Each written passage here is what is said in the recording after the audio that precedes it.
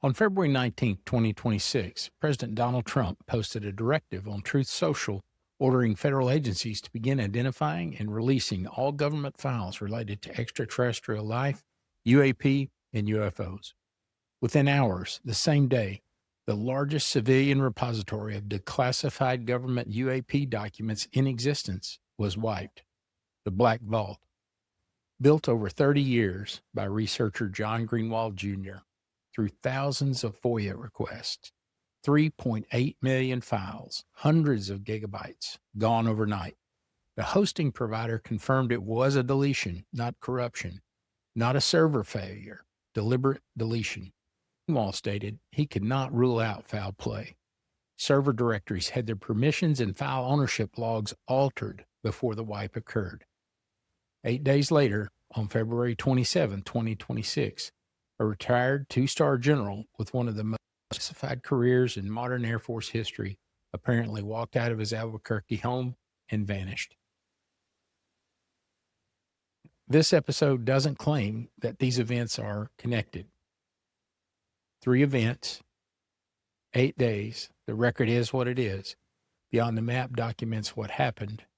Draw your own conclusions. This is Beyond the Map.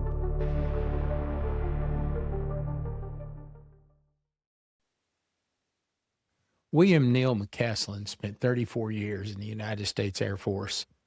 What you're looking at on screen is the public record of where he served. Most of it you can't look up. Not because it's hidden, but because the assignments listed in his official biography describe titles, not work. Secretary of the Air Force, Office of Special Projects. Director of Special Programs, Office of the Undersecretary of Defense. Those titles exist in public documents. What happened inside of those programs does not. What we can tell you is this: Neil McCasland is missing. He's an MIT-trained astronautical engineer, a Hertz Fellow, a doctoral researcher. The Air Force doesn't assign people like that to classified space programs because they need warm bodies. They assign them because of what they can do. His final military posting was command of the Air Force Research Laboratory at Wright-Patterson Air Force Base in Ohio.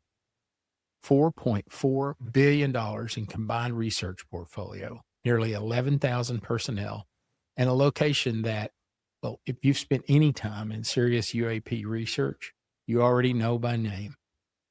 He retired from service October 1st, 2013, but retirement didn't mean that he stepped away.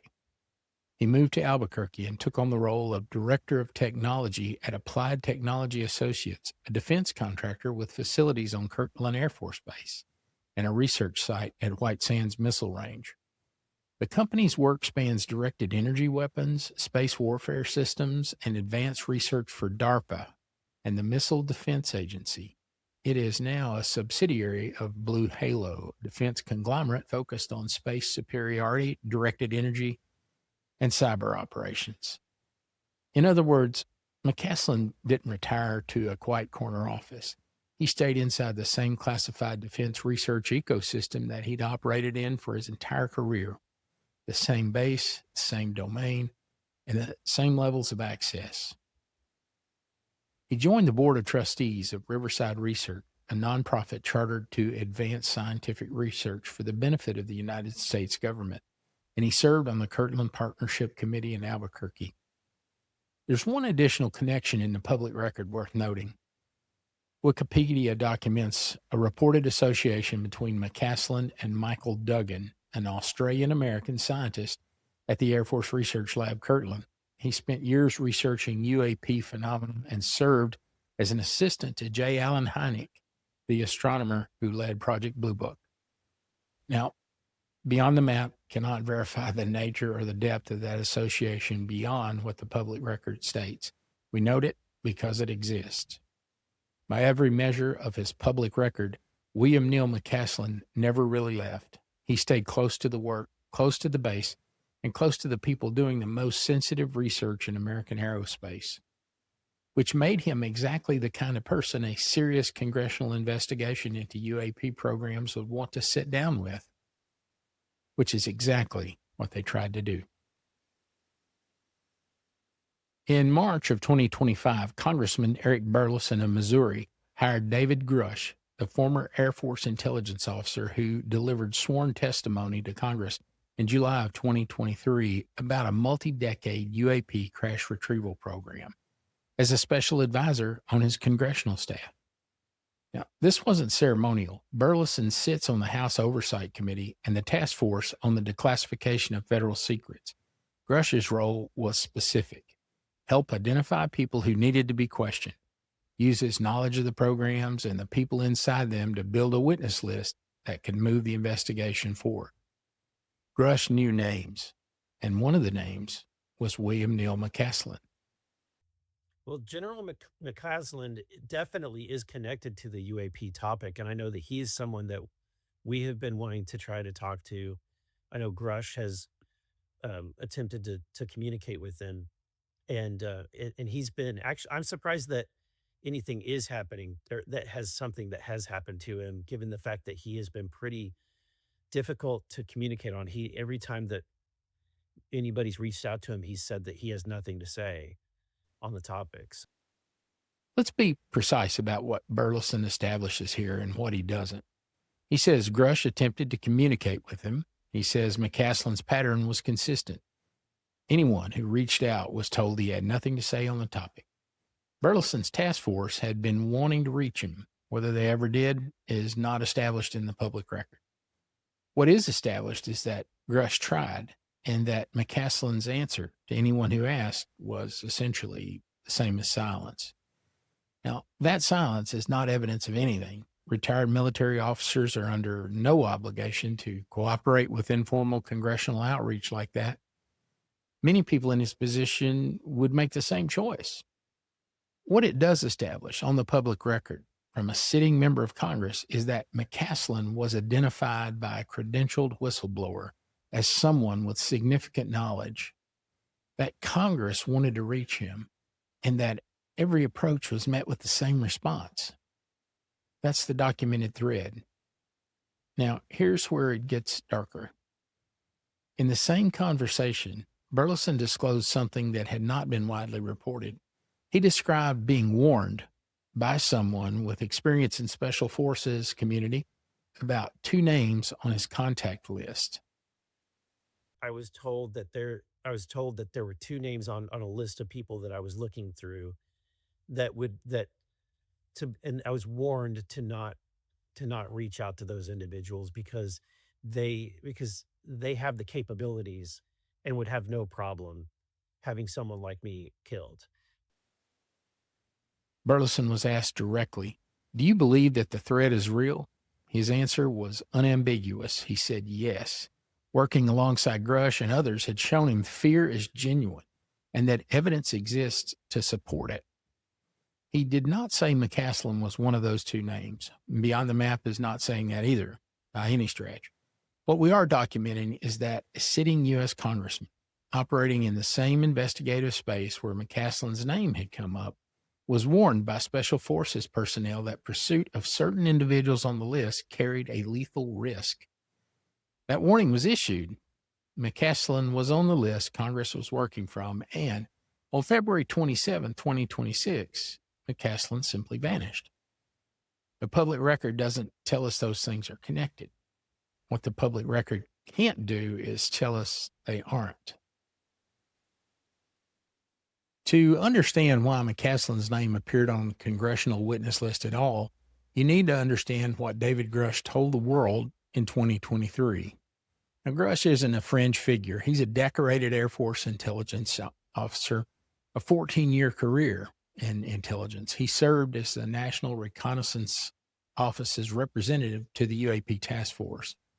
In 2022, Grusch filed a whistleblower complaint with the intelligence community's inspector general. That complaint was found credible and urgent. In July of 2023, he testified under oath before the House Oversight Committee. What he said under oath was this: that the United States government had operated a multi-decade program to retrieve and reverse engineer the craft of non-human origin, that the program had been concealed from congressional oversight, that people have been harmed in efforts to maintain that secrecy. When asked directly whether he had personal knowledge of people killed or harmed to protect these programs, Grusch said yes. He said he would only provide details in a classified setting. But in a separate interview recorded at the 32nd World UFO Symposium in San Marino, conducted by the Centro Ufologico Nacional, Grusch went further. In his own words, on camera. People we did interview, I'd say about 10 to 12 of them had concerns about wet work murders in the past, people going missing in their workplace. I certainly had some disturbing things happen to me in my personal life from a physical intimidation perspective. 10 to 12 sources out of 40 expressing concern about murders and disappearances from a man who delivered those findings in classified settings to the Inspector General of the United States intelligence community. Now, that's not a podcast host speculating. That's not an anonymous online claim. That's a credentialed former intelligence officer describing what the people he interviewed, government officials with active security clearances, it's what they told him directly. The Pentagon has denied Grusch's claims. Arrow's historical report rejected assertions of recovered non-human craft. Those denials are part of the record too, and Beyond the Map notes them. The contradictions between what Grusch describes and what the official agencies assert is precisely the investigative territory that this episode is operating in. What can't be disputed is this. Grusch said it, under oath and on camera, and the man he and Burlison identified as someone who needed to be questioned, the man who declined every approach, is now missing. One more thing Burlison said on Weaponized that belongs in this record. When Jeremy Corbell asked him directly whether he believed people had been murdered over UAP knowledge, Burlison didn't hedge. Your inquiry into this subject could indeed spur a mortal threat to you. Do you believe that? You were told that, but do you believe that? If if any of the stories are true about some of the crimes that have been taking place, if any of that's true, I do believe that, and so I know just from working with some individuals, David and Jake Barber, that I could tell that they really mean it when they have feared for their lives on this topic. A sitting member of Congress on camera saying he believes it. That's where the record stands before we get to February 27th. On the morning of February 27, 2026, a repairman arrived at the McCasland residence in the Sandia Heights area of Albuquerque, New Mexico. He interacted with McCasland at approximately 10 a.m. Mountain Time. At 11:10 a.m., his wife, Susan McCasland Wilkerson, left the house for a medical appointment. At 12:04, less than an hour later, she returned. Her husband was gone. What the public record shows is this. At 9:30 a.m. Mountain Time that morning, 22 minutes before the repairman arrived, an anonymous X account, formerly Twitter, where the technical profile matches McCasland's career domain, made its final post. Words in imperative form, a directive, the simplest possible distillation of a 3-year body of work about plasma field generation and electric propulsion. Generate small local field.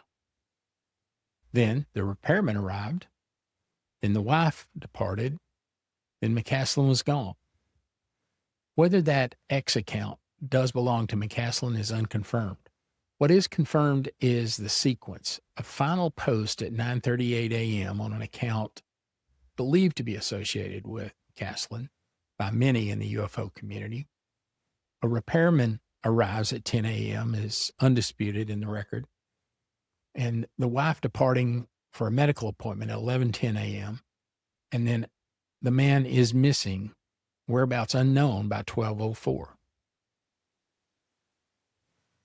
What he left behind is part of the public record. His phone was on the table. His prescription glasses, the ones he's seen wearing in every recent photo that we can find, and the recent photo released by the sheriff's office in that area, those glasses were on the table. His wearable fitness device was on the table. What is missing from the residence is his wallet, his hiking boots, a light green long sleeve outdoor shirt, and a .38 caliber revolver with a leather holster that by all accounts he carried regularly. I'm going to pause here for a moment, not to draw conclusions, but to note what any investigator would note when looking at this evidence picture. A 68-year-old avid outdoorsman who hikes and cycles regularly in the mountain foothills does not typically leave without his phone. In 2026, a phone is not just a communication device. It's a navigation aid, an emergency beacon. It's a safety tool.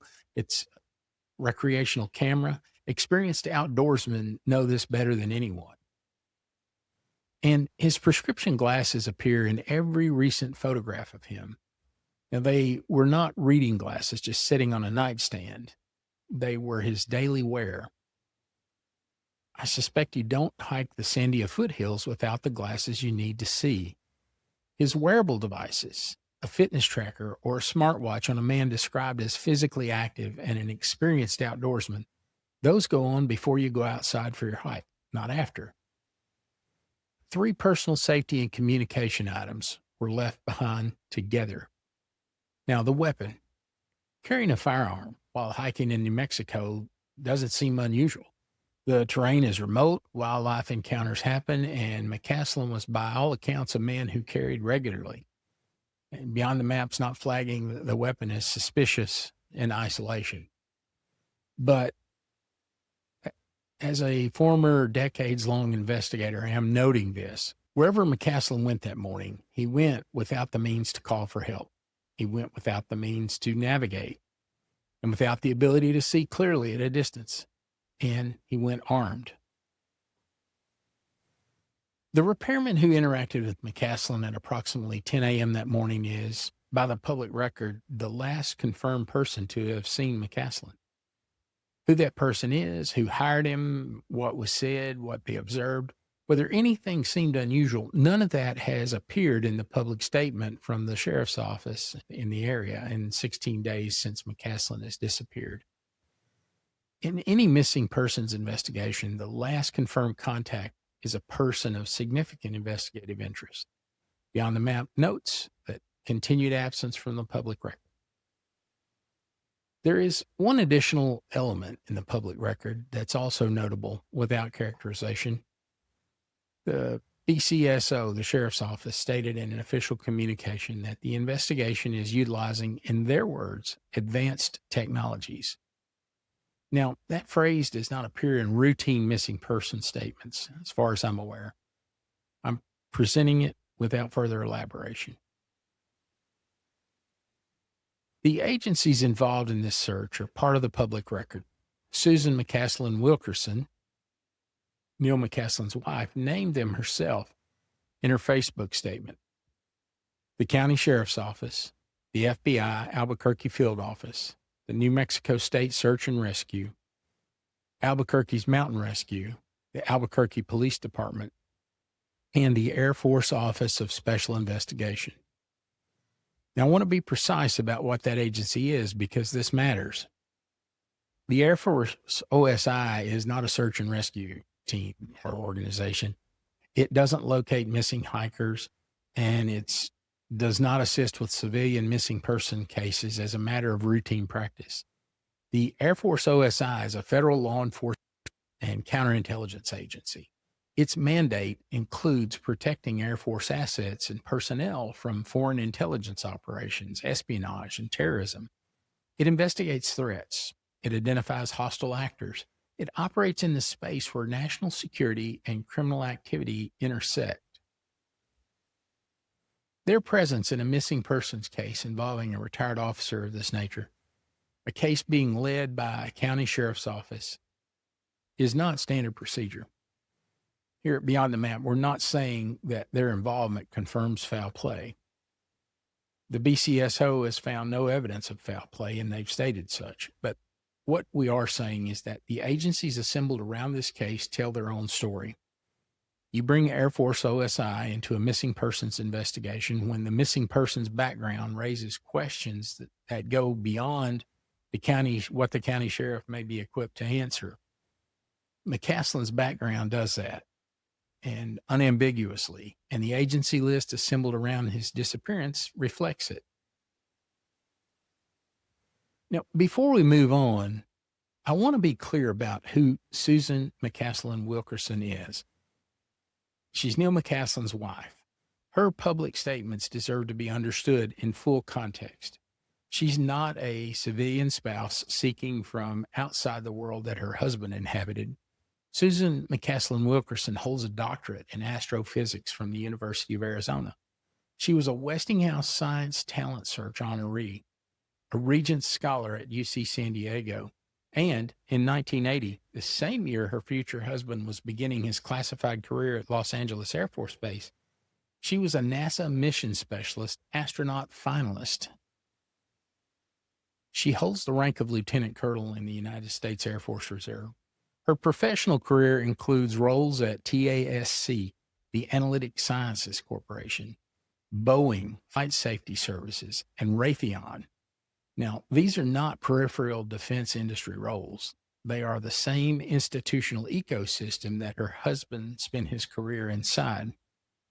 She married Neil McCasland on April 7, 1985, while she was at TASC, and he was finishing his doctorate at MIT. One more detail from the public record. The 2016 Podesta emails, they were leaked and published by WikiLeaks. They show McCasland participating in a communication chain involving Tom DeLonge, John Podesta, and the Skunk Works director, Rob Weiss. In those emails, McCasland appeared under an email handle associated with his wife. She was at a minimum aware of that communication. Beyond the Map notes that this is not to cast doubt on her public statement in any way. We note it because her credentials make her statement more significant, not less. When a PhD astrophysicist, an Air Force Reserve officer, and a career defense contractor says her husband had nothing relevant to say about UAP programs, that is a more considered and more informed denial than it might otherwise appear. It's a precise statement from a very precise person. Beyond the Map takes that seriously. We present her background so you can evaluate it with the same information we have. The BCSO is asking anyone with information to contact their missing persons unit. That number is on your screen right now. If you know anything at all about this case or have any relevant information that might be helpful, please contact them. This case is active, the search continues, and the public record as it stands today leaves more questions than answers. Let's put the record together, not as a theory, not as a conclusion, but let's look at a sequence of documented facts, each one sourced, each one on a public record, each one verifiable by anyone watching this. In July 2023, David Grusch testified under oath before the U.S. Congress. He said he had personal knowledge of people being harmed in efforts to conceal UAP programs. He said he would only provide those details in a classified setting. In a separate interview that he recorded at an international UFO symposium in his own words on camera, he said this. People we did interview, I'd say about 10 to 12 of them had concerns about wet work, murders in the past, people going missing in their workplace. I certainly had, some disturbing things happen to me in my personal life from a physical intimidation perspective. 10 to 12 sources out of 40 expressing concern about murders and disappearances. To a credentialed former intelligence officer who then delivered these findings in a classified setting to the Inspector General of the United States Intelligence Community. That was 2023. In March of 2025, Grusch joined Congressman Eric Burlison's staff as a special advisor. His role was to identify people who needed to be questioned about UAPs, to build the witness list, to open the doors that had stayed closed. McCasland's name was on the list. Grusch attempted to contact him. McCasland's answer was consistent. He had nothing to say on the topic. Also, in 2025, Burlison disclosed on camera that he had been warned by someone with Special Forces experience that 2 names on the contact list were dangerous to pursue, that the people behind those names would have no problem having him killed. He said he believed it. On February 19, 2026, President Trump directed the federal agencies to begin releasing the UAP classified file. Within hours, the black vault was wiped. 3.8 million classified files gone, the hosting provider confirming a deliberate deletion. 8 days later, on February 27th, former General Neil McCasland walked out of his home, apparently, and vanished.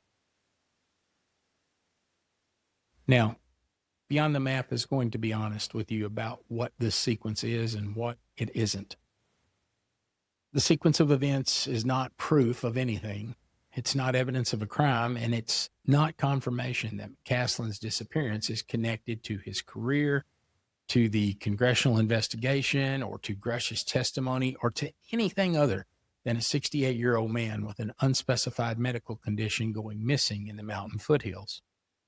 Every alternative explanation remains on the table.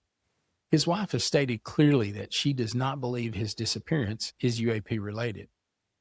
The Bernalillo County Sheriff has found no evidence of foul play. The investigation is active and ongoing. What this sequence is a documented convergence. A whistleblower names a pattern of killings and disappearances. A congressman is warned that certain names are lethal to pursue. A man identified by that whistleblower, who refused every congressional approach, vanishes during the most active UAP disclosure period in American history. Any investigator worth their training would look at that convergence and say, noted. So here on Beyond the Map, we're saying noted. What we can't do is tell you what it all means yet. What we will do is keep watching and keep documenting and keep presenting the record as it develops, without embellishment, without sensationalism, and without pretending that the questions in this case are anything other than what they are. They're serious questions, documented questions, questions that deserve serious answers. There's one more thread in the public record that I'm going to document carefully. It's not been assembled completely anywhere yet that I'm aware of. Since November 22nd, an anonymous X account called @TMB Spaceships, the display name is Electric Propulsive Spacecraft Systems. This X account has been posting technical content about exotic electric propulsion, plasma physics, ionized gas flight mechanics, anti-gravity vehicles is on the thread. Blue check verified account in X with 1,645 posts across 3.5 years. The account's own bio described the author as a 38-year active duty U.S. Air Force PhD engineer affiliated with AFIT, AETC, and AFMC, the Air Force Institute of Technology, Air Education and Training Command, and the Air Force Material Command. Universities are listed as UT and OU. Well, independent researchers have examined the account and produced the assessment of this technical account, and Beyond the Map quotes it directly. These posts explore niche propulsion concepts like resonating valence bond theory, slow wave scattering in plasma waveguides, and electroacoustic waves under polarization forces, often referencing 1960s to 1980s technical literature. They discuss engineering applications such as generating local fields via high voltage gaps, and achieving inertialess equilibrium in standing soliton waves for seamless spacecraft maneuvers. Wow, that is not content a casual observer produces. And it's not content assembled from Wikipedia. This is the working vocabulary of someone who spent decades inside classified aerospace research programs. The Sentinel Network, which conducted the most thorough public analysis of this X account, assessed that its overlap with McCasland's documented career was significant. And I'm quoting their conclusion directly. The match is strong. It is not proof. On December 30th, that account posted a photograph of a hand-drawn diagram on lined notebook paper dated December 1998. The caption says, "I saw this in 1998 from the cockpit of a KC-135. The diagram appears to show a glowing object descending through the atmosphere in sharp 90-degree steps at approximately 150,000 feet to 90,000 feet. The trail labeled fluorescent ionized gas. The author identifies the royal green color as ionized helium at charge states +2, +3, +4. Notes reference Crookes dark space, a phenomenon known in laboratory plasma physics, a multicolor fluorescent ionized gas zone stretching over 100 miles. Now, the person who drew this identifies ionization states of helium by color spectrum. They know what Crookes dark space is from inside a laboratory. The post immediately below is a photograph of a jar of white powder captioned Ancient Crystal Magic for UAP. That powder is thorium dioxide, a material used in high-temperature plasma research and directed energy applications. 3 days later, January 3rd, 2024, the account posted something entirely different. Not technical content, but personal tributes, obituaries. "This is my Uncle Bernard. He was my dad's best friend, and we called him Uncle Bernie." The link attached the Wikipedia page for General Bernard Adolph Shriver, the architect of the entire Air Force space and ballistic missile program, the man who built the institutional infrastructure that McCasland spent 34 years operating inside. The same day, tributes to Colonel Bill Harris, who gave the Air Force the C-5, to Ed Davis, who taught the account owner to fly. Every post ends the same way: "God bless, and when I see him again." Now, all three of these men are dead. "When I see him again" is not a figure of speech. It is a man on New Year's Day sitting with grief for the people who shaped him, all of them from the same world, the classified Air Force aerospace world. In the final 2 weeks before the account went silent on the same day that Neil McCasland disappeared, the posting pace accelerated dramatically.